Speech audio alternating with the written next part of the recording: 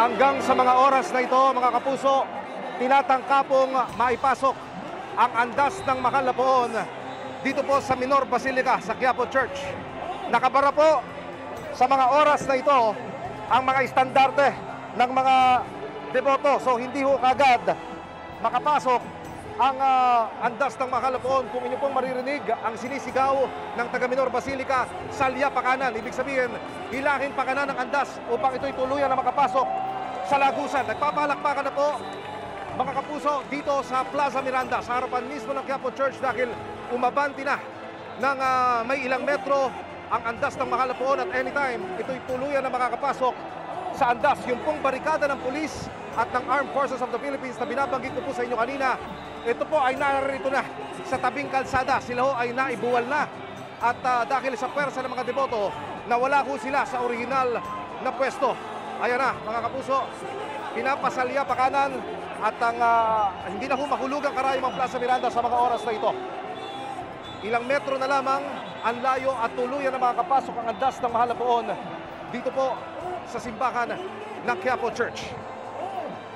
Kanina po ay nagkaroon ng problema sa area ng Villalobos at Plaza Miranda bago sila tuluyang makatuntong dito sa harapan ng simbahan dahil nakabaraho yung mga tao, pero napakiusapan ng mga deboto na tumabi at maglagay ng puwang upang makapasok na dire-diretso ang andas hanggang dito po ngayon sa harapan ng Quiapo Church.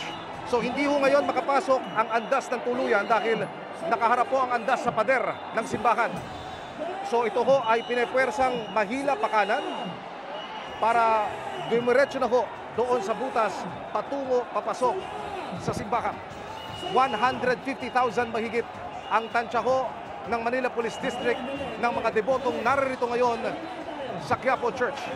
Masyado hong maaga ang pagdating ng andas kumpara ho noong mga nakaraang traslasyon, 3 taon na ang nakalilipas.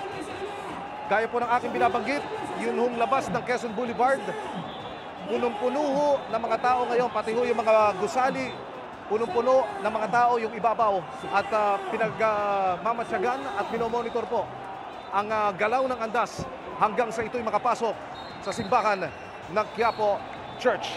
Habang nangyayari po ang mga sandaling ito, mga kapuso, ang Red Cross, pati na ho yung ibang volunteer groups, hindi ho napipigilan at hindi natitigilan ng kanilang pagresponde sa mga debotong nahihilo, nawawala ng malay. Ang kanilang first aid station ay nakaistasyon naman dito malapit sa Quiapo Church. So agad ho silang mabibigyan ng atensyong medikal yung mga deboto. Ayan na ho, mga kapuso, pumalakpak na muli ang mga taong bayan ng mga deboto.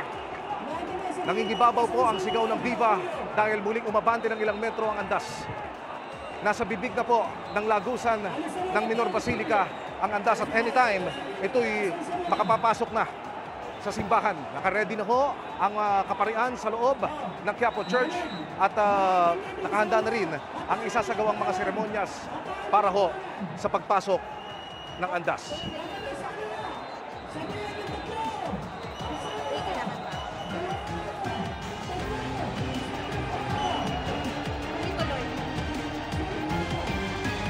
Salya pa kanan, yan po ang nangingibabaw na instruction ng tauhan ng Basilica Minor.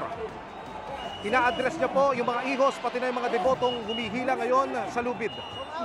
Sumalya pa kanan, ibig sabihin dahil nasa bandang kaliwa po, kung kayo nakaharap dito po sa Minor Basilica, nasa bandang kaliwa po ngayon ang andas. So hindi ho ito makapasok dahil yung lagusan ay nasa gitna.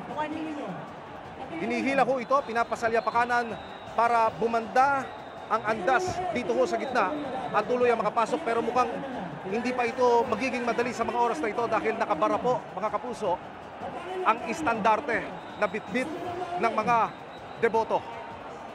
Pinapakiusapan po sila kanina, pati ho yung mga pulis na binibigyan ng instruction na kung maaari hilahin na yung mga may karga ng istandarte. Samantala, hindi lang po debosyon at pananampalataya sa poon ang buhay na buhay, kundi pati na rin ang pagiging masayahin, matulungin at pagbabayanihan ng mga Pilipino. At yan po ang tinutukan ni Mark Salazar.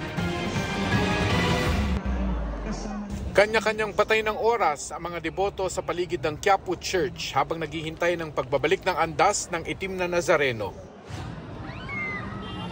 Ang mga kabataang ito sa Palangka, nag-street boxing para aliwin ang mga sarili at ang mga manonood.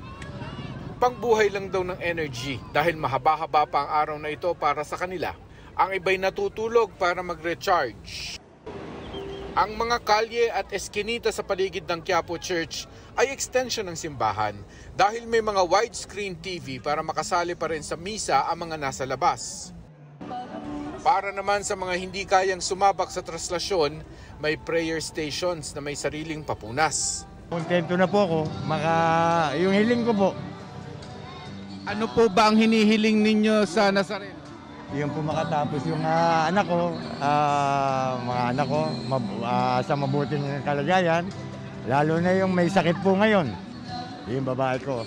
Ang pamilya nila JC ang may-ari ng mga life-sized imahe ng Nazareno, Birheng Maria at San Juan Bautista sa prayer station na ito. Para yung mga tao, may oras silang magdasal, hindi lang parang namamasyal sa Quiapo. So para yung proyekto ng Quiapo na mula dun sa grandstand kung saan nagmula yung misa, hanggang sa mga dadaanan niyang mga iskinita kalsada, may mga nakalagay na prayer station. Panata nila JC ang prayer station para sa himalang natanggap nila. Yung mother ko na-diagnose ng stage 3 cancer noon. So nung namanata kami, talagang hindi siya nag-chemo. 10 years na siyang hanggang ngayon tinaningan, pero hanggang ngayon kasama namin. Bandang 3:00, sumaba ng pila ng papasok ng Plaza Miranda. Magandang hapon po. Face mask po. Sa wala pong face mask, sige po. Mahigpit ang ipinatutupad na seguridad. Ballpen po, yung mga matatalas at matutulis po, sir. Lighter, sir. Siyempre meron ding mga volunteer na mga pulis naman ang inaalagaan, gaya ng kainan na ito na namimigay ng libreng sotanghon sa mga pulis. Para sa GMA Integrated News, Mark Salazar, nakatutok 24 oras.